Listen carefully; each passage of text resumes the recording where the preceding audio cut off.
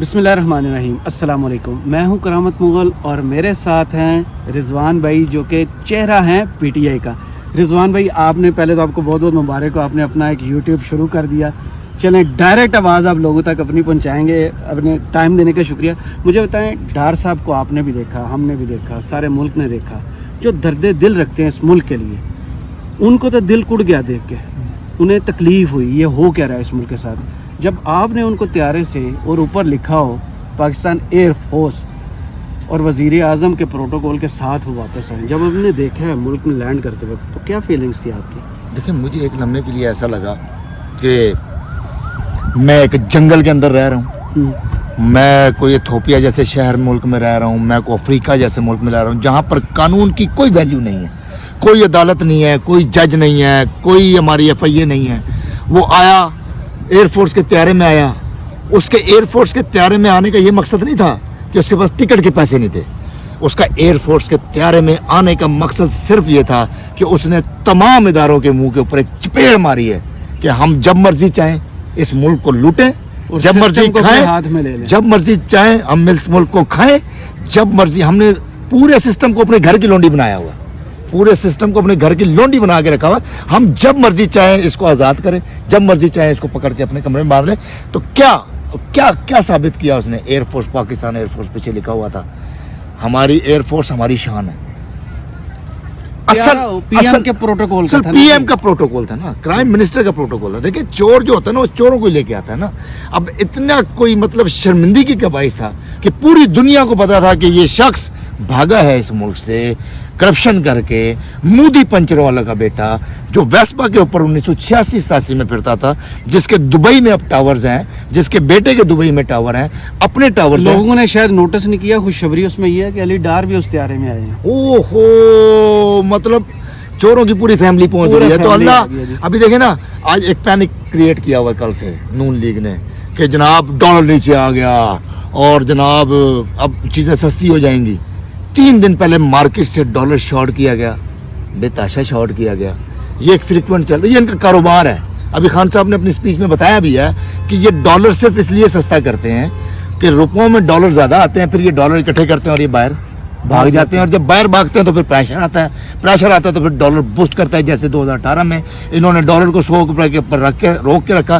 جیسے نگران set up آیا, ڈالر 132, 34, 40 پہ شوٹ کیا. خان صاحب آئے, انہوں نے کہا جی اس کو فری کریں, جو ہماری ویلیوز ہیں, جو ہمارے پاس ایسٹس ہیں, ان کے مطابق ڈالر کو ہونا چاہیے. ہماری روپے کی قدر اتنی ہونی چاہیے تاکہ قوم کو پتہ لگے کہ اس ملک کے ساتھ کتنا بڑا زنا کر کے گئے ہیں یہ لوگ. تو یہ جو جس بغیرتی کے ساتھ پرائم منسٹر صاحب اس کو بٹھا کے لے کے آئے, اور اتنی ہی بغیرتی کے ساتھ وہ سینٹ میں گیا, اور اتنی ہی بغیرتی کے ساتھ الیکشن کمیشن تکیہ رکھ کے سویا رہا, اور اتنی ہی بغیرتی سے اس نے حلف اٹھایا, اور اتنی ہی بغیرتی سے جا کے پھر اس نے وزارت خزانہ میں حلف اٹھایا.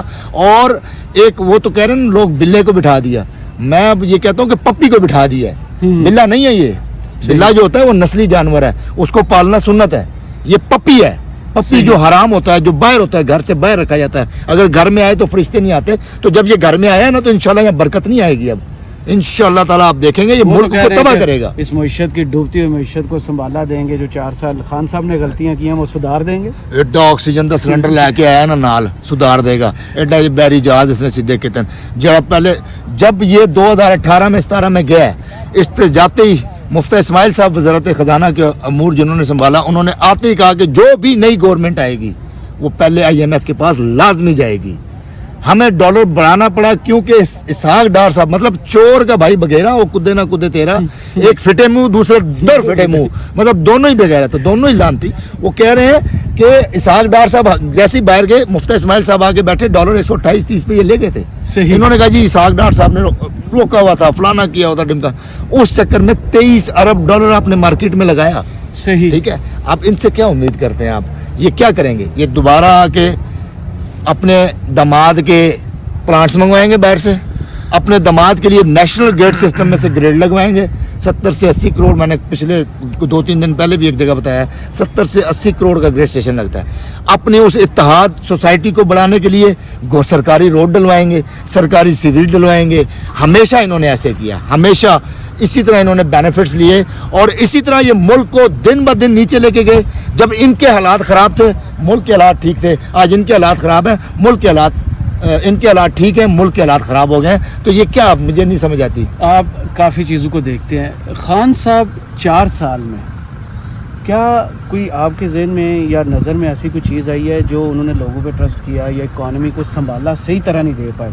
एक तो कोरोना वजह नज़र आती है, दूसरी ख़ास वजह क्या नज़र आती है कि नून लीग ने अपने हाथ में सारी चीज़ें अंडर द ग्राउंड रखी हुई थी कि इकॉनमी हमारी बूस्ट नहीं कर पाई थी उस तरह। नहीं, इकॉनमी देखें, बदतरीन कोरोना पूरी दुनिया में चला, उसमें तमाम दुनिया की इकॉनमीज जीडीपी नीचे आया, सिर्फ पाकिस्तान एक ऐसा मुल्क था जिसका जीडीपी ऊपर गया बदतरीन कोरोना में।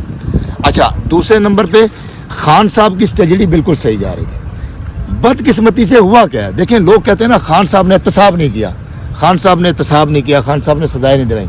खान साहब का काम था कि वो निशानदेही करते, जैसे JIT बनी शुगर स्कैंडल में और हुक्म दिया कि जहांगीर तरीन का नाम है तो FIR दो। अगले दिन वो गए, उन्होंने हाई कोर्ट जाके पिटीशन दायर किया, आज तक FIR नहीं हो सकी। सही, उनका काम था खान साहब का कि वो आइडेंटिफाई कर सकते थे इसने ये चोरी की है, इस शख्स ने ये चोरी की है, इस शख्स ने ये चोरी की है, FIR बनाओ, अदालतों के हवाले कर दो। अदालतें ही, अब हमारी अदालतें ही माशाल्लाह 140वें नंबर पे है। मैं अब क्या अच्छा चलो छोड़े, अदालतों को छोड़ दे। नहीं, मैं वैसी बात कर रहा हूँ, अदालतों की मैं बहुत अहम डिस्कशन इस वक्त मुल्क में चल रही है। आए रोज़ नई ऑडियो आती है, नया इशू आता है। अब लेटेस्ट इशू जो आया वो आपने भी सुना, हमने भी सुना।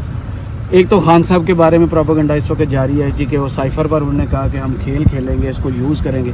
दूसरी सबसे आम बंदे के लिए तकलीफ दे जो चीज़ है ना, वो मरियम बीबी की एक आवाज़ है कि हेल्थ कार्ड को बंद कर। हेल्थ कार्ड से इतना डर क्यों? देखिए, मुझे बताएं, पहले इसी मीडिया हाउस जो जिसकी मैं दबे लफ्ज़ों में क्या बात करूं, मीर शकील रहमान, मीर उसके साथ लगता है, शकील हटा दो तो सादिक और जाफर ही बनता है वो। तो मीर शकील रहमान के ही मीडिया हाउस ने पहले कहा कि साइफर नहीं है,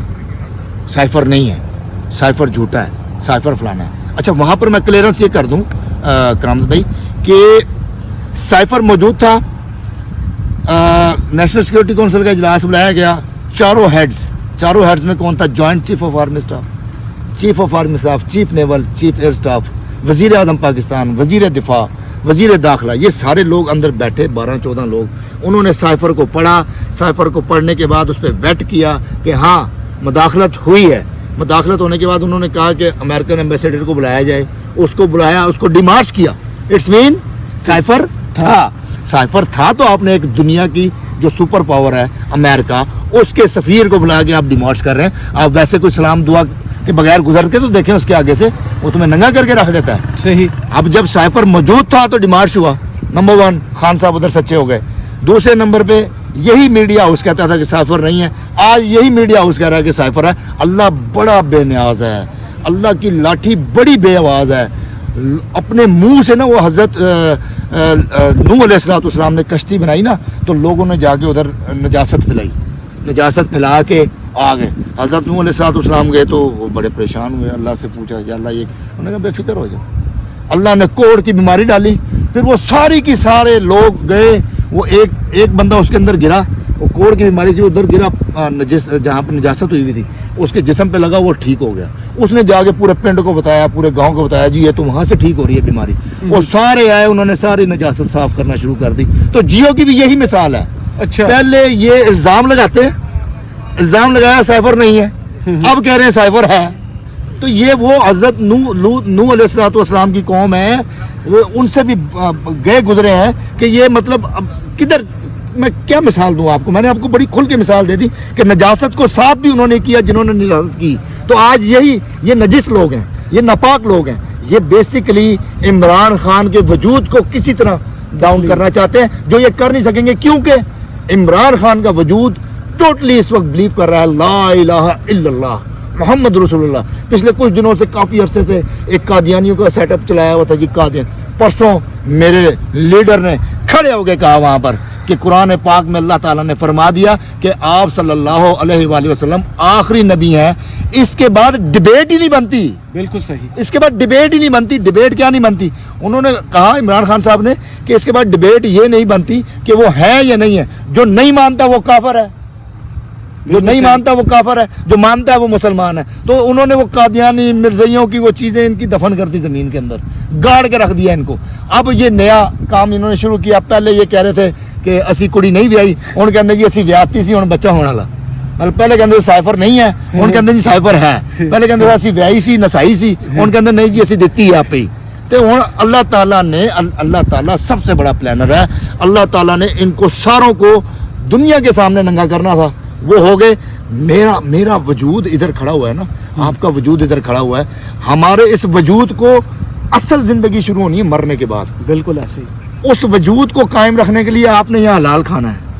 आप देखें ना, मैं आपको बताऊं कि सहाफत का जो म्यार था ना, सहाफत क्या थी? सहाफत मुआशरे में बढ़ती हुई जो बदनवानियाँ होती हैं, जो बेशर्मियाँ होती हैं, होता है जो हाँ जो चीज़ें मुआशरे का बिगाड़ पैदा कर रही होती है ना, सहाफ़ी उसको दिखाता है। दिखाने के बाद उसमें सुधार पैदा करता है। ये अजीब मीडिया हाउस मैंने देखा है, ये बिगाड़ता है, ये खुद भी हराम खाता है। ये लोग, मैं आपको बताऊं ये किस तरह हराम खाते हैं, मैं बता नहीं सकता आपको सर। मैं कुछ अर्सा रहा हूँ सहाफत में, मैंने एक चैनल ज्वाइन किया और लिटरली मैंने छोड़ दिया। मैंने एक वारदात पकड़ी, मैंने वारदात पकड़ के कैमरेमैन बुलाए, कैमरेमैन बुला के मैंने कहा जी ये वारदात है। उन्होंने कहा रिजवान साहब ਤੁਹਾਡਾ काम खत्म हो गया, जाओ तुम। उसके बाद जो है मैं दस नहीं सकता इतने कि उसके बाद ਤੁਹਾਨੂੰ पता है फिर ऑफ द कैमरा की होया होना। चले कुछ चीज़ें मजीद नई वीडियो के लिए छोड़ देते हैं। तो आपने इतना पुरमग़ज़ तज्ज़िया किसी आम बंदे का नहीं सुना होगा जो रिजवान भाई चीज़ों को देखते हैं। तो कीप वाचिंग, इनका चैनल है रिजवान अहमद सिद्दीकी, और अपनी फीडबैक से हमें ज़रूर आगाह कीजिएगा। अल्लाह हाफिज़।